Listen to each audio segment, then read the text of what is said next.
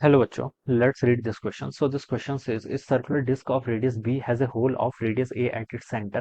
If the mass per unit area of the disk varies as," ठीक है, variation given कर रखा है, "the radius of gyration of the disk about its axis passing through the center." ठीक है, centre से पास करने वाला एक्सिस के अबाउट आपको उसके रेडियस ऑफ gyration कैलकुलेट करके बतानी है। ठीक है, तो देखिए बच्चों, इस क्वेश्चन का की कॉन्सेप्ट आप क्या लिख सकते हैं? Radius of gyration, this will be the key concept of this question. क्या लिख सकते हैं? Radius of gyration, this will be की कॉन्सेप्ट ऑफ दिस क्वेश्चन। ये क्या हो जाएगा इस क्वेश्चन का की कॉन्सेप्ट? रेडियस ऑफ जायरेशन को देखिए बच्चों, रेडियस ऑफ जायरेशन होता है क्या? बेसिकली रेडियस ऑफ जायरेशन होता है, देखिए बच्चों, हम डिफाइन करते हैं I is equal to M के स्क्वायर। ठीक है, एक एक्स एक्सिस के अबाउट हम मोमेंट ऑफ इनर्शिया कैलकुलेट करेंगे। ठीक है, अगर हम देखें इस पूरे, मान लीजिए आपके पास कोई एक्सटेंडेड बॉडी है, अगर हमें किसी इस एक्सटेंडेड बॉडी को एक ऐसे पॉइंट मास की तरह क्या कर लेते हैं, कंसीडर कर लेते हैं। ठीक है, तो इस अबाउट एक्सिस के अबाउट जो इसका मोमेंट ऑफ इनर्शिया होता है, ठीक है, और ये जो डिस्टेंस के होती है, ठीक है, इसके अबाउट मोमेंट ऑफ इनर्शिया, और इसके अबाउट इस, अगर इस होल बॉडी का, ये आपकी कंटिन्यूस बॉडी है, और इस कंटिन्यूस बॉडी को मैंने कन्वर्ट कर दिया किसने, पॉइंट मास के सिस्टम में। ठीक है, इसके अबाउट जो इसका मोमेंट ऑफ इनर्शिया है, मैं इसको क्या लिखूंगा, इस एक्सिस के अबाउट आपका एम के स्क्वायर के इक्वल आएगा। और इस एक्सिस के अबाउट अगर मैं इसका मोमेंट ऑफ इनर्शिया कैलकुलेट करूंगा, मान लीजिए कोई डिस्क है, डिस्क का मोमेंट ऑफ इनर्शिया कितना होता है, M R square by two. ठीक है, तो इन दोनों का मोमेंट ऑफ इनर्शिया को मैं क्या कर दूंगा, यहाँ से इक्वल कर दूंगा, और यहाँ से जो आपकी के की वैल्यू आती है, that is called by radius of gyration. ठीक है, ये क्या कहलाती है, आपकी रेडियस ऑफ जायरेशन कहलाती है। ठीक है, अब बच्चों देखिए, यहाँ पर क्वेश्चन में आता है हमारे पास, देखिए कंटिन्यूस बॉडी गिवन कर रखी है, कंटिन्यूस मास सिस्टम का क्वेश्चन है।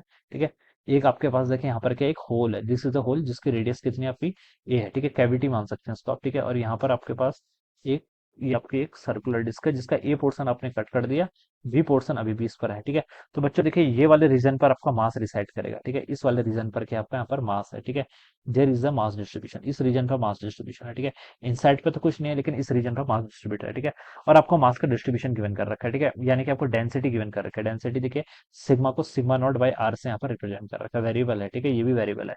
आपको क्या बताना है, रेडियस ऑफ जायरेशन बताना है। तो पहले आप इसका मोमेंट ऑफ इनर्शिया कैलकुलेट कर लीजिए, किसके about, about an axis passing through its centre, एक एक्सिस जो सेंटर से पास कर रहा है। ठीक है, इसके अबाउट। ठीक है, अब बच्चों देखिए हम कैसे कैलकुलेट करेंगे, मैं इस पर एक एक एलिमेंट कंसिडर करूंगा। ठीक है, सरफेस एलिमेंट है, तो जिस पर हम कंसिडर करेंगे वो एक आप डिस्क कंसिडर कर लीजिए। क्या कर लीजिए, डिस्क कंसिडर कर लीजिए। ठीक है, डिस्क नहीं बच्चों, रिंग बोलते हैं इसे। ठीक है, एक आपने क्या कर लिया, स्मॉलर से ऐसे रिंग, डिस्क का तो पूरा मास का डिस्ट्रीब्यूशन है, तो आप इसमें एक स्मॉलर से कैसे रिंग कंसिडर कर लेंगे। ठीक है, जिसके रेडियस बच्चों मैंने क्या मान लिया, यहाँ पर से आर मान लिया। ठीक है, और इसकी थिकनेस जो होगी बच्चों, ये जो थिकनेस है इसकी, इस थिकनेस को मैंने यहाँ पर डी आर से लिख लिया। ठीक है, अब बच्चों देखिए, मैं इसका, इस छोटी से डिस्क का मास किसके इक्वल होगा, सॉरी, जो छोटी सी रिंग है इसका मास कितना है, डीएम।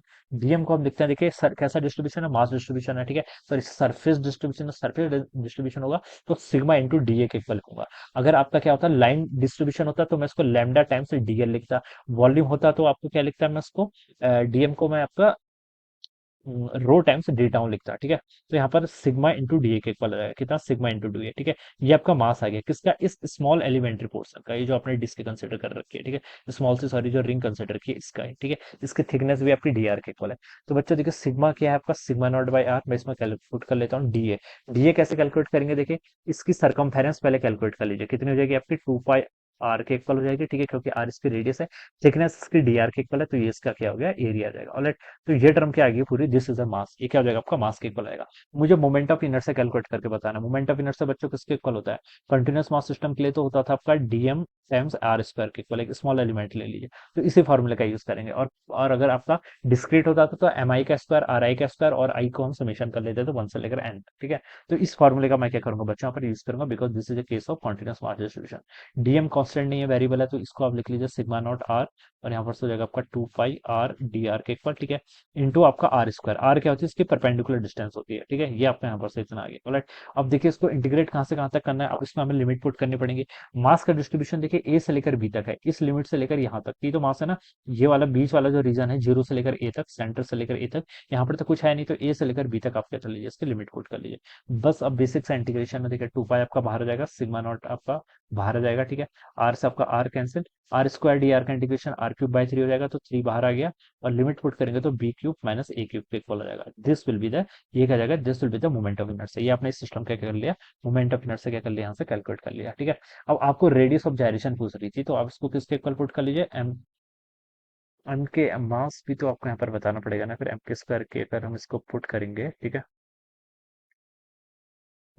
तो यहाँ से देखिए बच्चों, ये तो आपका इतना आ जाएगा। ठीक है, two pi sigma nought B cube minus A cube, ठीक है। तो उस टर्म आपका और गिवन है यहाँ पर, ठीक है। मास आपको फाइंड आउट करना पड़ेगा, ठीक है। रेडियस ऑफ गायरेशन, देखिए मोमेंट ऑफ इनर्शिया क्या होता था, रेडियस ऑफ गायरेशन के लिए मास यूनिफॉर्म तो नहीं है, डीएम टाइम्स आपका के स्क्वायर के इक्वल हो जाएगा, ठीक है। के का आपकी रेडियस ऑफ गायरेशन है, तो ये तो आपकी कांस्टेंट वैल्यू है, इसको बाहर ले आएंगे, ठीक है। इंटीग्रेशन कर लेंगे डीएम का, ठीक है। डीएम का इंटीग्रेशन हमें यहाँ पर फिर भी करना ही पड़ेगा ना। तो देखिए इसको अगर मैं पुट करूँ यहाँ पर, तो ये कितना होगा आपका के स्क्वायर, ठीक है। डीएम, डीएम को कैसे लिखूंगा, डीएम हमने यहाँ पर कैलकुलेट किया हुआ है, ठीक है। यहाँ से आपका आर से आर कैंसिल हो जाएगा, टू पाई सिग्मा नॉट इधर आ जाएगा, टू पाई सिग्मा नॉट और टी आर, ठीक है बच्चों, यहाँ से आ जाएगा, ठीक है। और लिमिट पुट कर लेंगे कहाँ से कहाँ तक, आपका ए से लेकर बी तक, ठीक है। इसके लिए आ जाएगा तो आपका देखिए टू पाई के स्क्वायर सिग्मा नॉट, ये टर्म तो कांस्टेंट हो जाएगी, ठीक है। डी आर का इंटीग्रेशन करूंगा तो बी माइनस ए के इक्वल हो जाएगा, ठीक है। ये वैल्यू आपकी आ जाएगी, this will be the moment of inertia. अब इस मोमेंट ऑफ इनर्शिया को देखिए आप इसके इक्वल पुट कर लीजिए, ठीक है। इसके इक्वल पुट कर लेंगे तो देखिए यहाँ पर हो जाएगा आपका टू पाई के स्क्वायर सिग्मा नॉट टाइम्स आपका बी माइनस ए, ये टर्म हो जाएगा, ठीक है। टू पाई से बच्चों आपका टू पाई कैंसिल हो गया, सिग्मा नॉट से आपका सिग्मा नॉट कैंसिल हो गया, ठीक है। अब मैं इस टर्म को यहाँ पर सॉल्व कर लेता हूँ, चलिए। यहाँ पर लेफ्ट साइड में आपका बच गया B cube minus A cube divided by three, it is equal to आपका कितना, बी माइनस ए के इक्वल। तो अब तो हो गया सॉल्व, ठीक है। अब बच्चों देखिए इसको यहाँ पर से देखिए, ये एक आइडेंटिटी से A cube minus B cube किसके इक्वल होता है, A cube minus B cube का फॉर्मूला होता है आपका ए माइनस बी टाइम्स आपका A square plus A B plus B square के इक्वल होता है, ये फॉर्मूला होता है ना। हाँ ये फॉर्मूला होता है, ठीक है। ये फॉर्मूला देखिए स्टैंडर्ड फॉर्मूला, अगर ए क्यूब प्लस बी क्यूब होता है तो यहाँ पर ए प्लस ए माइनस बी और यहाँ पर आपका माइनस साइन आ जाता है, ठीक है। ये स्टैंडर्ड फॉर्मूला है, ठीक है। इनको आपको यूज करना आना चाहिए, ठीक है। तो B cube minus A cube को मुझे यहाँ पर लिखना है ना, B cube minus A cube को क्या लिखूंगा मैं फिर, इसी फॉर्मूले से बी माइनस ए कितना हो जाएगा आपका यहाँ पर, तो बी माइनस ए हो जाएगा, यहाँ पर आपका बी का स्क्वायर प्लस ए का स्क्वायर प्लस आपका ए बी के इक्वल हो जाएगा, ठीक है। डिवाइडेड बाय थ्री, और ये किसके इक्वल होगा आपका, बी माइनस ए के इक्वल होगा। हम्म इतना ही टर्म बची, ठीक है। इतनी टर्म कैसे बचेगी, यहाँ से आपकी बाकी टर्म आपकी कैंसिल होगी, यहाँ पर के स्क्वायर है ना आपका, हाँ यहाँ पर आपका के स्क्वायर है, ठीक है।